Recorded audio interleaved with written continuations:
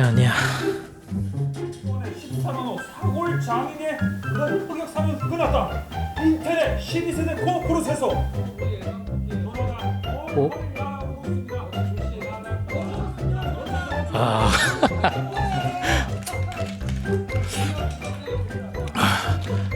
빨리 다음 말.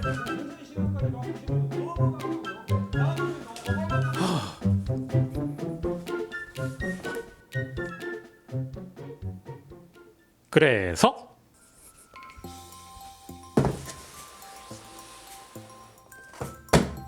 에이수스 공식 대리점 코잇에서 CPU와 메인보드 대여를 받았어요. 메인보드랑 CPU 뭐부터 봐볼까? 일단 CPU 먼저 봐볼까요? 먼저 CPU 디자인을 살펴보죠.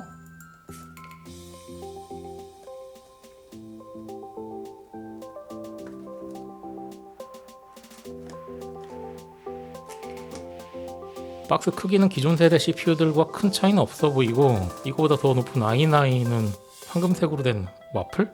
달고나? 나도 황금 달고나 좋아하는데 아무튼 기존의 10세대 1700K랑 박스 크기를 비교해보면 거의 박스 크기는 똑같아요. 그리고 박스 왼쪽을 보면 인텔 공인 대리점 코잇 정품 스티커를 확인할 수가 있고요. 기존의 개봉실이 중간에 막 떠있거나 이런 게 미개봉이 막 의심된 적도 있었는데, 아무튼 제가 받은 거 기준으로는 잘 붙어있네요. 그렇다면 12세대 CPU를 열어보죠.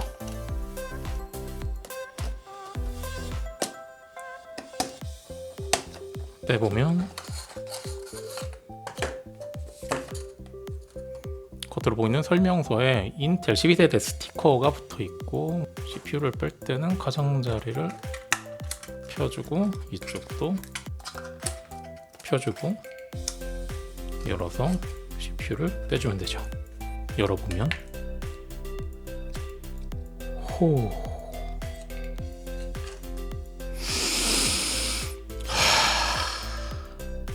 느껴진다. 고수율의 냄새. CPU도 한번 살펴보면 앞에는 이렇게 옆면은 이렇게, 뒷면은 이러한 모양으로 생겼고요. 특이하게 뒷면에 약간 무늬 같은 게 보이네요. 일단 첫눈에 보면 신기한 게 CPU가 이제까지는 정사각형이었는데 직사각형으로 생겼다는 거. 정사각형과 직사각형의 모양의 차이를 볼 수가 있고요. 그리고 오버 게시판을 보니까 CPU를 먼저 받으신 분들에 의하면 표본은 많지 않지만 베트남산이 수율이 좋다고 나와 있는데, 내가 받은 것도 베트남산이 아니, 뭐 원산지에 따라서 수율 차이가 나는 건 그냥 소문일 뿐. 그리고 메인보드도 살펴보면 먼저 박스 디자인을 살펴보죠.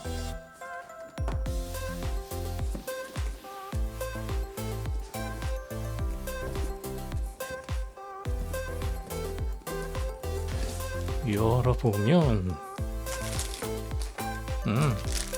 와이파이 안테나 이쪽 부분이 자석이라 쇠로 된 부분이 있으면 이렇게 붙여서 사용할 수도 있고요. 안테나도 한번 살펴보죠. 안테나 각도는 이만큼, 그리고 이 정도, 그리고 이렇게 3단계로 조절이 각도 가능하네요.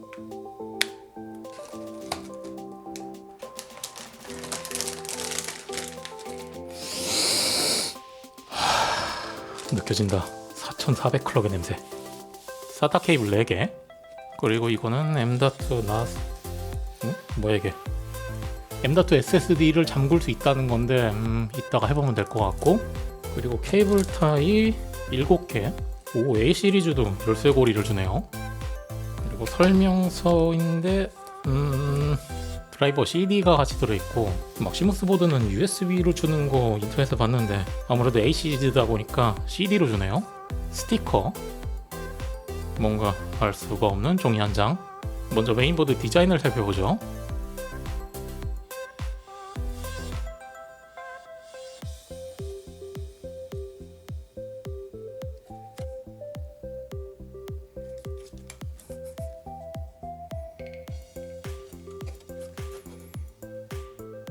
저는 메인보드를 볼 때 제일 중요하게 생각하는 게 전원부 방열판이거든요. 전원부 방열판 쪽을 보면 일단 방열판 사이즈는 이쪽 부분이 이렇게 통짜로 되어 있고, 위쪽 부분의 방열판도 괜찮아 보이는데, 과연 이쪽은 히트 파이프로 연결이 돼 있느냐? 아쉽게도 히트 파이프로 연결은 돼 있지 않고요.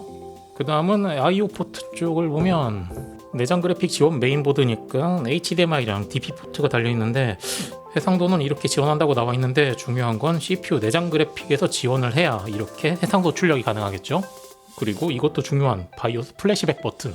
물론 확률은 낮긴 한데 진짜 가뭄에 콩나듯 한 번 찍은 바이오스 업데이트하다가 화면이 안 켜지거든요.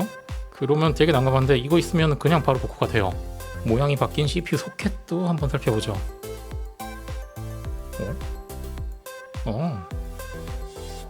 이렇게 바뀌었구나.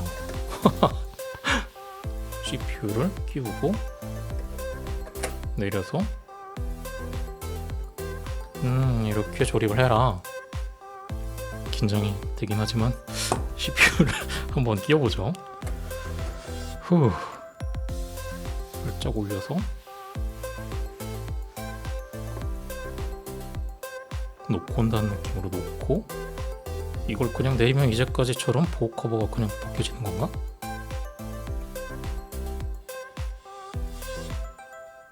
벗겨질 것 같긴 한데 왠지 불안한데? 그냥 이거는 손으로 벗기는 걸로. 오, 상당히 꽉 돼 있구나 이게. 야, 이거 꽉 돼 있는데? 이거 그냥 커버하면 벗겨지는 거 아닌가? 아무튼 이렇게 벗겨서 이 걸쇠를 내리고 이렇게 고정을 해라. 휴.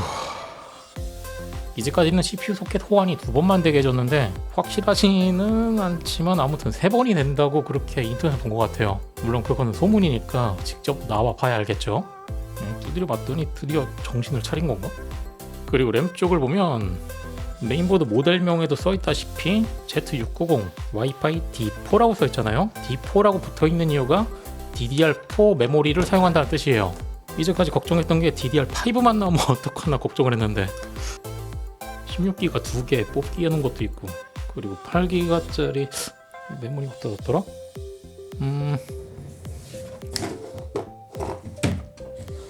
됐다. 거의 6개월 동안 한 번도 안 만졌는데 오랜만이다. 아무튼 8기가짜리 2개는 4500클럭까지 성공한 메모리가 있거든요. 저는 이거를 활용할 수가 있으니까 DDR4, DDR5 둘 다 지원할 수 있는 거는 저는 좋아요. 뽑기를 안 해도 되니까. 그리고 나머지 부분은 눈에 띄는 게 요거 버튼. 이거 틈새 시장 공략이 좋은 게 요즘 그래픽 카드들은 진짜 하도 뚱뚱하니까 이거를 조립을 다 해놓으면은 그래픽 카드를 끼웠다가 뺄 때 이거를 어떻게 누를 방법이 없어가지고 빼다가 메인보드 걸쇠 파손이 많이 일어나거든요. 그래서 이걸 머리를 써서 이쪽에 와이어를 연결해서 이거랑 연결돼 있으니까 이게 진작 나왔으면은 수많은 걸쇠 파손을 막을 수 있었을 텐데. 그리고 겉으로 보이는 아쉬운 점은 아무래도 막시무스 시리즈가 아닌 일반 A 시리즈다 보니까 보드에 파워키나 리셋키가 따로 존재하지가 않는다는 거. 물론 케이스 안에 넣어서 쓰실 분들은 큰 차이가 없겠지만 저같이 벤치 테이블에 올려서 쓴다면은 파워키랑 리셋키 있으면 편한데. 그리고 M.2 SSD 단자도 궁금한데 그거는 뒷면을 먼저 본 다음에 보기로 하고, 뒷면에 있는 CPU 쿨러 장착 홀을 보면 구멍이 한 개가 아니라 마치 두 개가 붙어 있는 것 같이 이렇게 뚫려 있어요. 이렇게 호환이 되게 뚫려 있기 때문에 기존에 사용하던 CPU 쿨러를 그대로 사용할 수 있다고 하고요. 그리고 에이수스 스트릭스 모양이 그려져 있는데 뭐 어차피 뒷면은 안 보니까 그 다음으로 궁금한 M.2 SSD 단자를 한번 살펴보려니까 어딨냐? 이거 어디다 뒀지? 하도 오랜만이라 까먹었네? 어디지? 여기 있다. M.2 SSD 단자가 궁금하니까 이것도 열어서 살펴보죠. M.2 방열판 나사가 이렇게 해도 빠지지 않고 고정이 돼 있게 돼 있네요. 방열판에 써멀 패드도 잘 붙어 있고요. 아까 전에 M.2 나사가 이렇게 생긴 거구나. 더 긴 SSD는 여기서, 밑에 있는 것도 써멀 패드니까 써멀 패드 비닐을 벗겨주고, 왜 구멍이 나 있지? 더 짧은 SSD 끼울 때 이걸 옮겨가지고 이쪽에 이렇게 할 수 있게. 그래, 얼마나 편한지 보자. 이렇게 끼우고 내려서 고정? 야, 이거 편하잖아. 저번에 M.2 SSD 한번 고정하다가 나사가 책상 밑으로 한번 떨어졌는데 그거 한번 찾느라 한 30분은 낑낑대면서 헤맸는데, 그래, 처음부터 이거 M.2 SSD 구조를 나사로 할 게 아니라 이렇게 해놨어야 돼. 그리고 나머지 방열판도 궁금하니까 살펴보면 역시 나사가 M.2 방열판에 고정이 돼 있고 써멀 패드 붙어 있고, 그리고 맨 밑에도 열어보면 방열판이 길다. 와, 무슨 젓가락 같은데? 이렇게 길다란 방열판이 들어가 있고요. 양쪽에 써멀 패드 있고, 그리고 신기한 게 이게 뭐지? 이게 푹신푹신한 무슨 스폰지처럼 돼 있고, 이걸 어디다 쓰는 거지? 뭐야 이게? 나사가 달려 있는데? 뭐지 이게? 빼보면 그냥 이거는 찍찍이? 별거 없이 그냥 디자인인 것 같은데? 차라리 이거는 없는 게 방열에 더 도움이 될 것 같긴 하지만, 그래도 일단 달려있는 거긴 하니까 다시 달아놓죠. 왜 달아놓은 거지? 아무튼 M.2 단자가 하나, 둘, 셋, 넷, 네 군데가 있는데, 제가 가지고 있는 NVMe 방식이 아닌 일반 SATA 3 방식의 M.2 SSD는 여기 있는 세 군데는 안 되고 오로지 오른쪽 아래에 있는 이쪽에 있는 슬롯에만 이렇게 끼울 수 있다고 돼 있네요. 그러니까 이제는 나사가 필요 없이 장착이 되게 돼 있으니까 이렇게 끼워서 내려서, 이거는 확실히 편해요. 기존에 있는 메인보드도 이 부분만 어떻게 구해서 이렇게 못 만드나? 그 다음은 제일 밑에 있는 방열판을 달아주면 되니까 오른쪽에 있는 써멀 패드 비닐을 벗겨서 이렇게 덮어주면 되겠죠. 잘 고정이 됐는지 확인해보면 M.2 SSD랑 써멀 패드랑 잘 붙어있는 걸 볼 수가 있고요. 이제는 SSD를 새로 산다면 웬만하면 M.2 방식으로 사는 게 좋을 것 같아요. SATA 케이블도 안 써도 되고 전원 케이블도 안 써도 되고, 이제는 M.2 나사도 안 써도 되고 나 때는 말이야, ID 하드였는데 ID 하드 56K 모뎀 시절이라 MP3 하나 받으려면은 5K의 속도로 받아야 되는데, 그나마 잘 나오는 곳이 5K의 속도가 나오고 나머지 집들은 대박 4K, 3K 나오는 집들도 있었어요. 그래서 MP3 많은 집들 있으면 가져가가지고 컴퓨터 하드 떼다가 친구 집 가서 막 하드 카피하고 마스터, 슬레이브, ID, 점퍼 세팅, 퀀텀 파이어볼을 아냐고. 뭐 아무튼 메인보드, CPU, SSD 결합을 했으니까 벤치 테이블에 장착을 해보죠. 제가 이제까지 뽑은 램 중에서 제일 좋은 램 16기가짜리 두 개로 4533클럭 CL17로 가능했던, 오랜만이다. 이거는 화면 출력 테스트용으로만 쓰고 있는 라데온 7750 그리고 현재 여기에 꽂혀 있는 건 10세대 1700K. 10세대까지는 랩오버만 쭉쭉 먹여주면은 기본 상태와 오버클럭 상태 차이가 엄청나니까 오버클럭을 게임이라고 따지면 진짜 그 게임이 정말 재밌었는데 11세대는 기어 1에서 3733 클럭 이상 올라가지 않으니까 분명 기본 상태보다 3733 클럭 먹은 게 좋긴 한데 기본 상태와 4600 클럭의 차이 막 그런 걸 보다 보니까 비교적 그 게임이 재미가 없어요. 10세대 게임까지는 정말 재밌었는데 11세대 게임이 이제 재미가 없어지니까 의도치 않게 게임을 접게 된 거죠. 기존에 사용하던 인텔 스냉 쿨러 백플레이트인데 그냥 맞아요. 아무튼 11세대 암흑기를 지나서 드디어 나온 12세대 제품 받기 전에 K사전 뽑기 방송을 보니까 SP값 90대가 되게 고수율로 나오는데 뭐 제가 받은 것도 당연히 90대 차이 나긴 하지만 뭐 아무튼 90대. 그리고 쿨러를 달아줘야 되니까 서멀은 기존에 사용하던 MX4가 남았는데 이거 너무 조금 남았는데 한 3번 정도 바르면은 없을 것 같아요. 이렇게 두꺼운 방열판 있는 램이 들어가게 된다면 호수에 간섭이 있어요. 지금치까지는 장착이 될 것 같긴 한데 이렇게 방열판이 있으면은 1번 슬롯에 간섭이 일어나네요. 그러니까 어쩔 수 없이 선택지는 호수가 아래로 내려오는 수밖에 없겠네요. 그렇다면 쿨러를 장착하기 전에 렌즈 클리닝 알코올 티슈를 사용해서 CPU 히트 스프레더 유분기를 제거해주고 스냉 쿨러 쪽도 유분기를 제거해주고 그리고 서멀은 이제 뭐 거의 갈랑말랑한 이 MX4를 사용하기로 하죠. 그리핀 Z9 그거 유분기만 아니었으면 아마도 다음 서머를 산다면 MX4 다음 버전이 MX5가 나왔을 거니까 아마도 MX5를 사지 않을까 싶네요. 좋아, 역시 MX4. 제가 사용한 지 5년이 넘도록 유분기가 한 번도 나온 적이 없어요. 결정했다. 다음 구매는 MX5입니다. 이 상태에서 아까 전에 해봤던 시나리오대로 호스를 아래쪽으로 장착을 해야겠죠? 좋아. 고정 완료. 그리고 CPU 펌프는 보통 메인보드는 위쪽에 있는 경우도 있는데 이 메인보드 같은 경우는 아래쪽에 있는 이 두 개 중에서 이 오른쪽에 있는 단자가 스냉쿨러 펌프 단자네요. 이렇게 보면은 올리는 펌프 단자라고 보이시죠? 펌프를 끼워주고 라디펜은 이쪽에 CPU 펜이라고 써져 있는 곳에 끼워주면 되고요.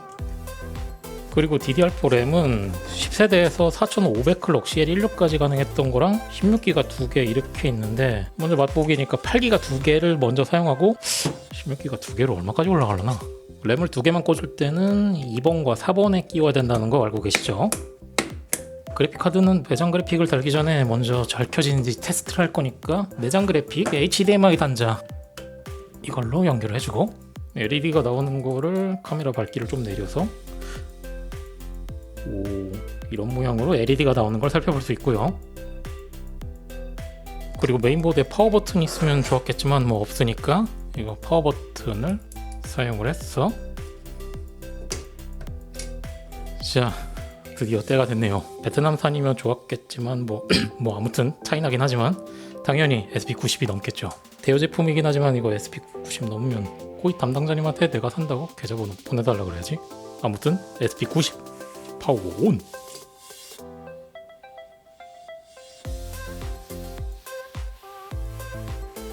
그치. 조립할 때마다 느끼는 거지만 조립하고 나서의 첫 부팅은 언제나 긴장이 되죠. 보시면은 메인보드 모델명 밑에 12세대 12700K 부팅이 된 걸 볼 수가 있어요. CPU를 처음 꼈다는 뜻. New CPU 인스톨. 바이오스에 들어가면 이제 SP 값이 나오겠죠. 아무튼 SP 값을 확인을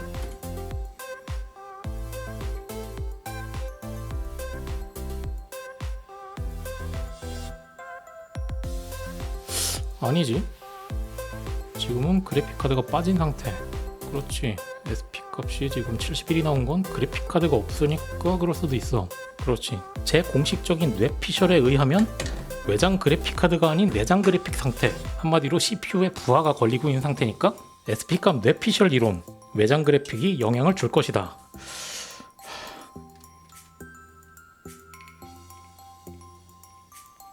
지금 바이오스 버전을 보면 8월 26일자 0404 버전. 근데 에이수스 홈페이지에 지금 들어가 보면 0605 11월 5일자 최신 바이오스가 따로 있어요. 최신 버전 바이오스로 바꿔주면 USB에 넣은 바이오스 파일을 전원이 꺼진 상태에서 USB 아무 단자에 바이오스 USB를 끼워주고, 예전에 Z490 에이펙스 모듈 쓸 때 초기 바이오스에서는 막 SP 값 100, 110까지 나왔는데 업데이트를 해주면 그 다음부터 제대로 나왔어요. 그러니까 이것도 지금 USB 단자 이거를 선택을 해주면 yes, yes, yes. 업데이트. 이것도 분명히 초기 바이오스에서 최신 버전 바이오스면 그때부터 제대로 나올 거란 말이에요. 그러니까 당연히 SP90. 잠시만 기다리죠. 업데이트 완료됐고 들어가 보면 90, 90, 90, 71. 여러분, 양자역학 이론 슈레딩거의 고양이라고 아십니까? 내가 관측하기 전까지는 모든 것은 정해진 것이 아니다. 그렇지, 이 녀석도 원래는 SP 값이 100이 넘었을 건데 제가 관측을 해버림으로써 SP 값이 71이 된 거죠. 이게 다 슈레딩거 때문이다. 나쁜 고양이 녀석. 그래서 제가 강아지를 좋아합니다. 뭐 아무튼 저도 12세대 지금 어떻게 세팅하는 건지 아무것도 몰라요. 그렇기 때문에 자세한 사용 방법은 저도 좀 연구를 해볼 시간이 필요하니까 일단 바이오스를 대충이라도 살펴보죠. 저는 에이소스 보드를 많이 사용했기 때문에 지금 나오는 화면들은 대부분 다 친숙한데 제가 제일 중요하게 여기는 건 램 세팅. Z490 에이펙스 보드에서 세부 램타를 자동으로 입력해주는 거 그 세팅 진짜 좋았거든요. 그거 여기에도 D램 세팅 들어가면은 제발 자동으로 없나? 램 타이밍 Z490 에이펙스 보드 때 램 타이밍 프리셋이 있어서 그냥 원클릭으로 세부 램타를 자동으로 입력해주니까 그거 진짜 편했는데 없나? 에이펙스 때는 여기 위에 이렇게 한 줄이 있었는데 지금 그게 보이진 않네요. 아, 그게 있어야 편한데 막시무스 보드 땡긴다. 아니야. 수동으로 입력하면 되지. 그런 자동에 의지하는 나약한 마음가짐으론 오버클럭을 할 수 없습니다. 나 때는 말이야 퀀텀 파이어볼을 아냐고. 일단은 지금 처음 켜본 상태이기 때문에 자세한 것은 저도 조금 사용해보고 올게요.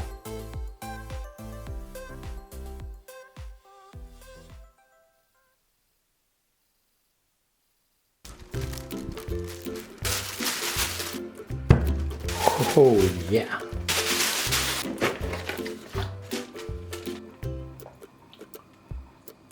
오.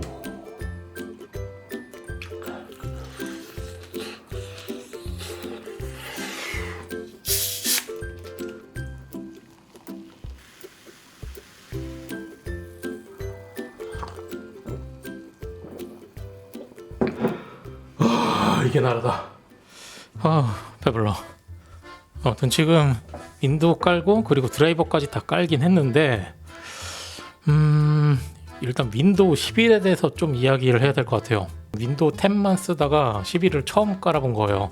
시작 버튼이 원래는 왼쪽에 있어야 될 게 기본 상태가 중간에 있어요. 그래서 이건 설정을 찾아보니까 바탕화면 오른쪽 클릭, 작업 표시줄 설정에 들어가 보면 작업 표시줄 동작 여기에 기본이 가운데에서 왼쪽으로 바꿔주게 되면 시작 버튼이 왼쪽으로 이렇게 가요.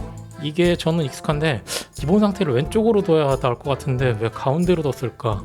그래도 이건 기본 설정에서 바꿀 수 있으니까 그럴 수 있어. 그리고 두 번째, 저는 방금 전에 크롬을 깔았어요. 저는 윈도우 10 쓸 때도 기본 브라우저를 크롬으로 두고 썼는데 윈도우 11 같은 경우는 기본 브라우저를 크롬으로 두려면 설정에 들어가서 앱 쪽에 들어가서 기본 앱 여기까지 보이길래 그냥 크롬을 기본 앱으로 두면 되겠구나 싶었는데 들어가니까 이게 대부분 링크가 다 윈도우 엣지로 돼 있어요. 이게 하나 둘셋넷 이게 다 몇 개야.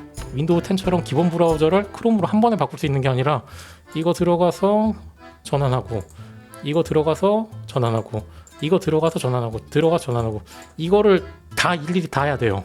아니 마이크로소프트가 아무리 엣지를 사용하게 만들고 싶기로더니 원래 편했던 윈도우 10 설정을 없애고 이걸 하나하나 다 바꾸게 만들었다고? 이걸 원클릭으로 바꾸려면 특정 프로그램을 또 깔아가지고 기본 브라우저를 바꿔줘야 된다고 인터넷에 나와 있더라고요. 아니 왜 있던 걸 없애냐고. 그리고 그 다음 예를 들어서 인터넷 창이 되게 많다고 했을 때 윈도우 작업 표시줄 기본 설정이 그룹화돼 있어서 마우스를 이렇게 갖다 대면 그 다음에 마우스를 올려서 원하는 탭을 골라서 창을 띄우게 돼 있는데, 저는 작업 표시줄 기본 설정을 윈도우 10에서는 이렇게 밑에 여러 개 나오게 해서 이렇게 창 전환을 해요. 저는 이게 편하거든요. 윈도우 10에서는 작업 표시줄 설정에 들어가서 작업 표시줄 하나로 표시, 이걸 안함으로 해주면은 저는 이렇게 편하게 볼 수 있거든요. 근데 이게 윈도우 11에서는 이거를 윈도우 자체 설정으로는 바꿀 수 있는 방법이 없어요. 그룹화 설정 해제하고서 크게 보려면은 또 특정 프로그램을 깔아가지고 세팅을 해줘야 된대요. 아니 왜 있는 걸 없애냐고. 그 다음 압축을 풀려고 반디집을 깔았어요. 그래서 압축 파일이 있죠. 자, 이제까지 우리가 압축 파일 풀 때는 어떻게 했어요? 압축 파일에 대고 오른 클릭을 하죠. 그러면 짠, 여기서 더 많은 옵션 표시를 한 번 더 클릭을 해서 여기서 압축을 풀기를 들어가야 돼요. 아니 기존에 잘 나오던 오른 클릭하면은 바로 이 화면이 잘 나왔었는데 왜 여기에서는 오른 클릭을 하면 더 많은 옵션 표시를 들어간 다음에 여기서 또 선택을 하게 만들어놨는지. 이 정도가 제가 윈도우 11을 처음 사용해보면서 20분 정도? 아무튼 20분 정도 만에 발견한 불편함인데, 물론 외부 프로그램을 깔아가지고 또 설정을 하면은 그렇게 사용할 수가 있다고 하긴 하는데, 아니 왜 있는 걸 없애놓냐고.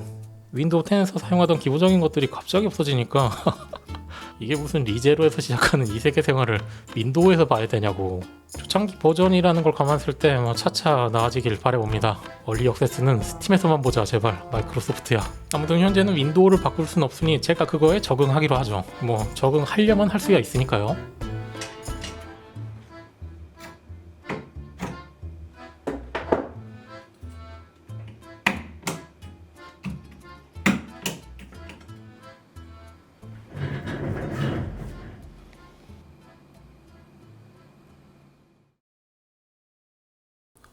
마이크 테스트 하나 둘셋 카메라를 하도 오랜만에 사용하다 보니까 펌웨어가 나왔길래 업데이트를 했더니 카메라 설정이 다 없어졌어요. 그래서 다시 하긴 했는데 지금 오디오가 잘 들어가나 모르겠네.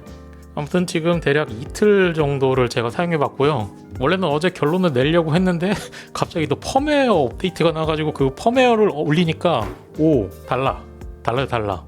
아무튼 어제 찍었던 영상을 다시 다 지우고 오늘 다시 찍는 거니까, 지금 연결되어 있는 건 쿨러마스터 ML360R 3열 순행 쿨러거든요. 에이수스 보드에서 기존 쿨러를 사용할 수 있게 순행 홀을 2개 지원한다고는 하긴 하는데, 이게 정말 확실히 온도를 잡을 수 있게 호환이 가능한 건가? 바이오스에 들어와서 SP71이 조금 신경 쓰이긴 하지만 아무튼 신경 쓰지 말고 바이오스 기본 상태에서 XMP만 3200 클럭 CL14 요것만 적용하고 윈도우로 들어가 보죠. 윈도우에서는 전원 옵션만 고성능으로 둔 상태고요. 쿨러 호환이 잘 된다면 프라임을 버티겠죠. 프라임 스몰 런. 현재 실내 온도는 24.7도, 대략 10분 약간 넘게 돌렸고 전원부 쿨링 없이 지금 돌아가고 있는 상태고요. 결과를 보면 모든 코어 스로틀링 없이 다 돌아가고 있고, CPU 최대 온도 83도, 전원부 센서 온도도 55도로 양호하고요. 그렇다면 프라임이 계속 돌아가고 있는 상태에서 끄면은 얼마 만에 온도가 회복이 되나 꺼보면 바로 온도가 떨어지는 거 보면은 쿨러 호환은 잘 되고 있다고 생각이 돼요. 근데 신기한 거는 최하 온도가 막 0도도 있고 막 19도, 25도, 23도. 지금 실내 온도가 25도인데 이렇게 온도가 낮은 걸 보면은 어차피 이 온도는 공기 중에 무슨 온도를 보여주는 게 아니라 현재 CPU가 버틸 수 있는 온도의 여력이 얼마만큼 남아있는지 그 비율을 보여주는 거라고 하네요. 그렇다면 이 상태에서 리셋 한번 하고 시네벤치도 한번 돌려보죠. 멀티코어 런. 이제 거의 다 끝나가니까 이것도 전원부 쿨링 없이 그냥 돌리고 있는 상태고요. 끝나는 결과를 보면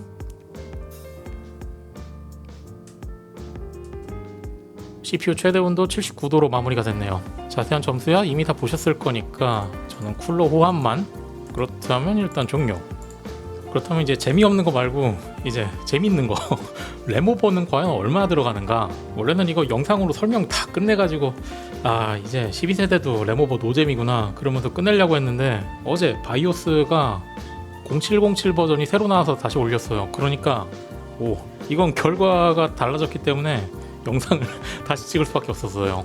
아무튼 제가 해본 결과대로 보면 현재 꽂혀있는 램은 4500클럭 CL16까지 10세대에서 쓰던 램인데 과연 이번 12세대에서는 얼마까지 올릴 수 있느냐. 결론적으로 기어1 1대1 모드로 8기가 램 2개 꼈을 때는 4133클럭까지 가능했어요. 바이오스가 업데이트됨에 따라서 달라질 수도 있지만 일단 지금 상태로 보면 여기서 실시간으로 최대 램 클럭이 4133이 맞는지 확인을 해볼게요. 메모리 컨트롤러를 1대1로, 이게 기어1 모드죠. 램 클럭을 4133보다 조금 높은 4200으로 두고 램 타이밍을 일단 다 풀어줄게요. 19, 19, 19, 38, 50 뒤로 나와서 쭉 내려보면 램 전압은 1.6. 기어1 1대1 모드 최대 부팅 램 클럭 확인. 일단은 4200클럭부터 F10 누르고 엔터. 이렇게 부팅이 되다가 파란 화면이 떠요. 그러면 다시 바이오스에 들어가서 이번에는 4200클럭에서 한 단계 내린 4133클럭 F10 누르고 엔터. 네, 이렇게 부팅이 되긴 하는데 1대1 모드로 돼 있고 기어1 4133클럭으로 부팅이 되긴 하는데 TM5를 돌려보면 돌리자마자 막 이렇게 오류가 쏟아져요. 전압도 여유가 있고 타이밍도 여유가 있는데요. 제 환경에서는 일단 부팅이 되긴 하지만 이건 정상적으로 안정화는 불가능해요. 그래서 4133클럭에서 4100클럭도 내려보고 TM5 돌려보니까 대략 한 30분에서 40분 정도 돌아가다가 또 에러가 나요. 갑자기 파란 화면도 아니고 블랙 스크린? 아무튼 그래서 현실적으로 안정화가 가능한 건 4000클럭이었어요. 그렇다면 8기가짜리 램 2개가 아닌 풀뱅크 8기가짜리 4개를 꽂으면 어떻게 되냐. 10세대에서 4500클럭까지 쓰던 램이에요.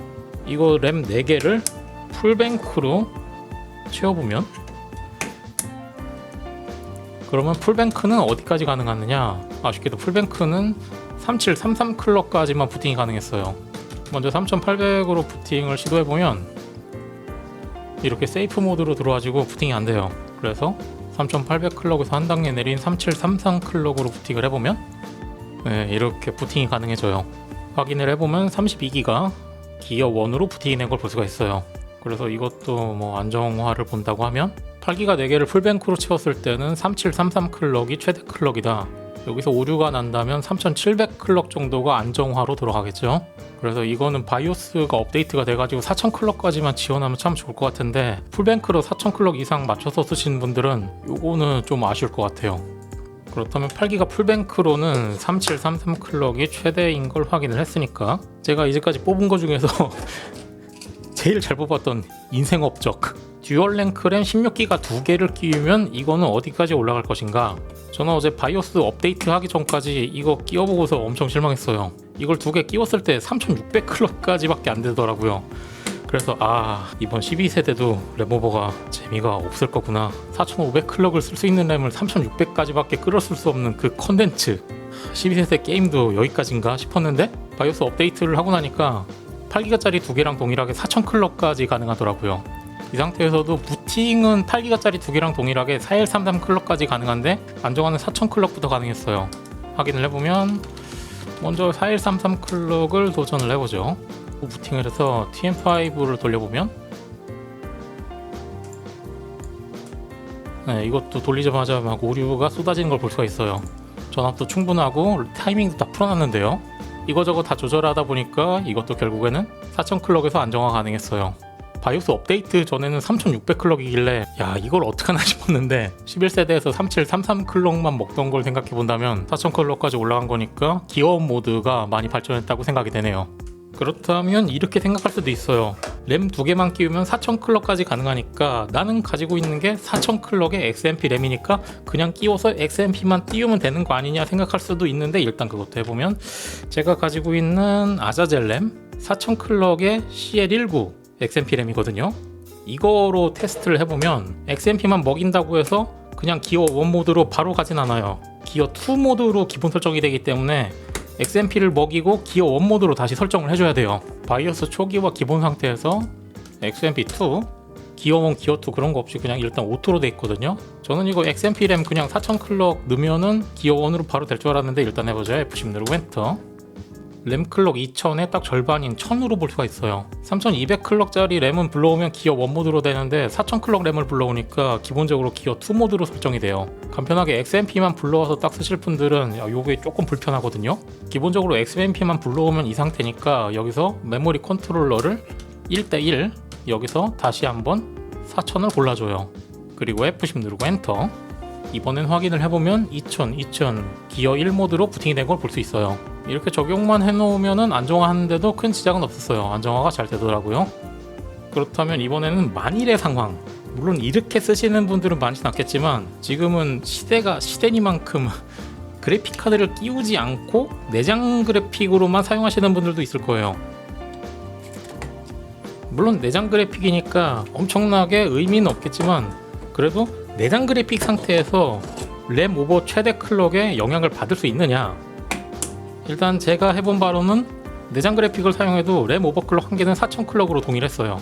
일단은 16기가짜리 2개 32기가 램을 끼워보고 제가 이 램으로 안정화 본값 그대로 1대1 모드 4000 클럭 램 타이밍은 14, 15, 15, 34, 350 램 전압 1.6 이렇게만 주고 부팅을 내장 그래픽으로 해보면 4000 클럭의 CL14 기어 1 모드로 부팅이 된 걸 볼 수 있죠. 여기서 TM5를 돌려도 외장 그래픽을 끼운 거랑 동일하게 안정화 가능했어요. 뭐 일단은 시간 관계상 이거는 다시 돌리지는 않을 거고요. 아무튼 내장 그래픽이나 외장 그래픽이나 램 오버클럭 1개에는 영향을 주지는 않는다, 이렇게 생각할 수가 있고요.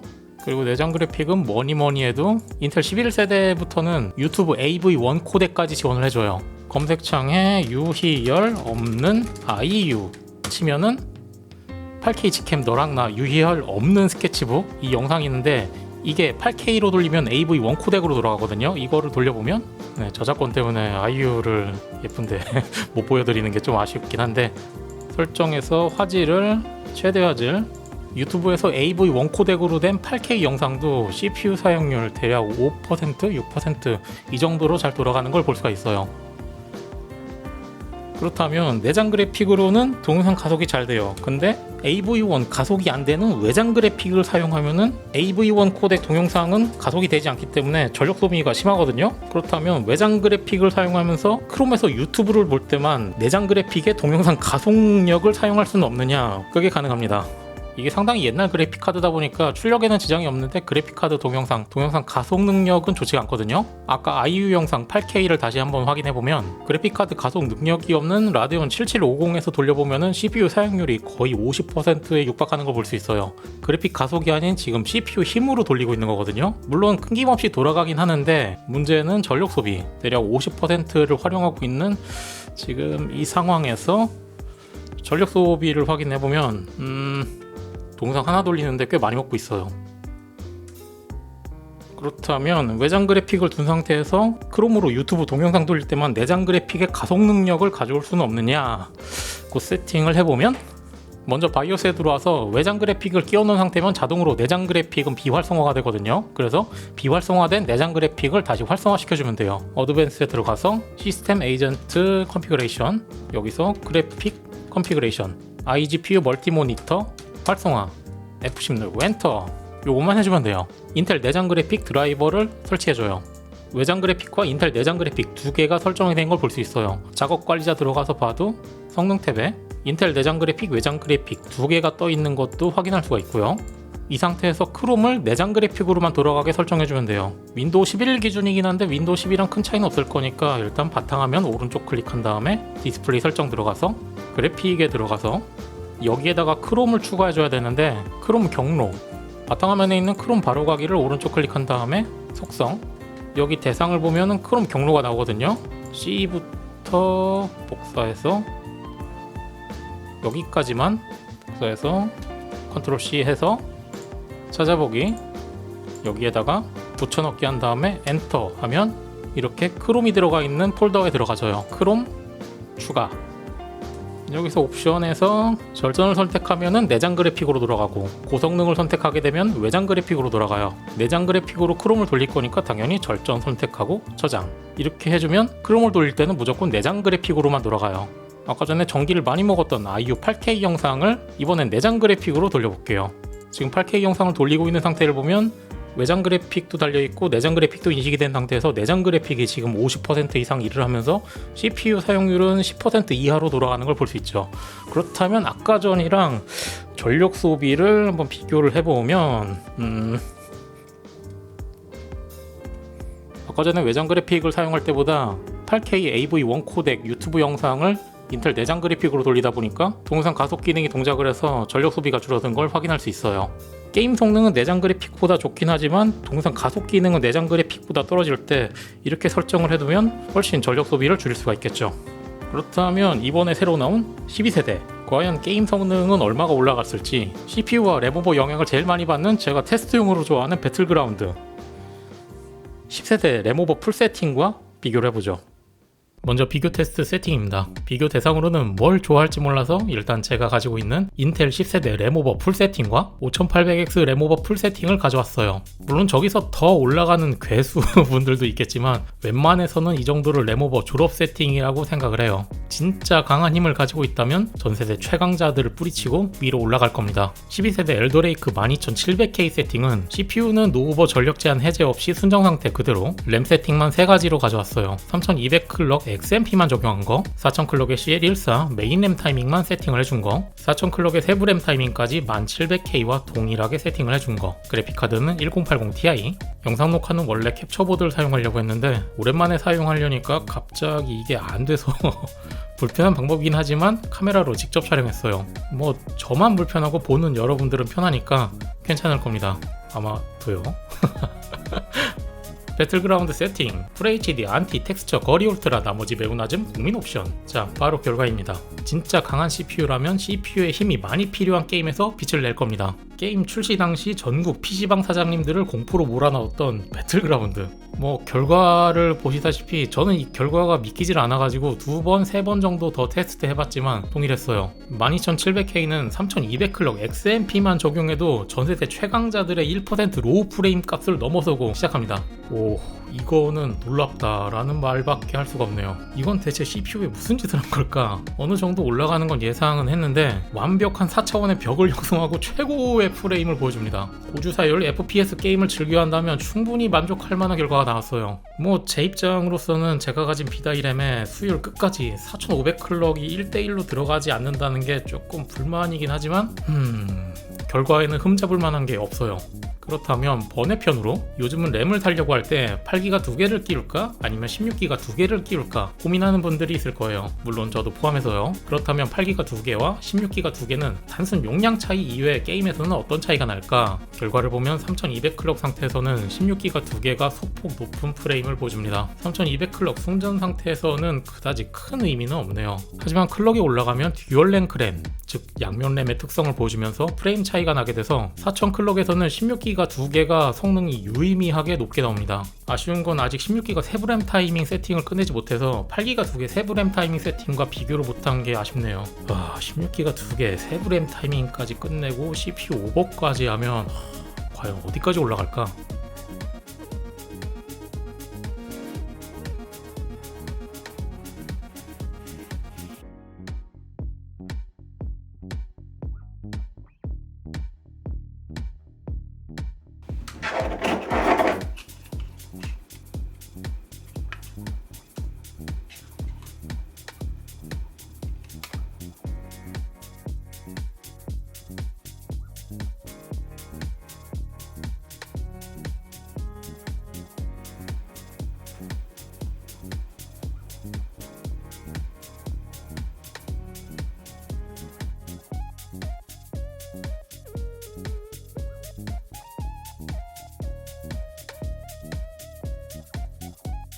지난 6세대 동안의 14나노 사골 장인의 그런 흑역사는 끝났다. 인텔의 12세대 코어 프로세서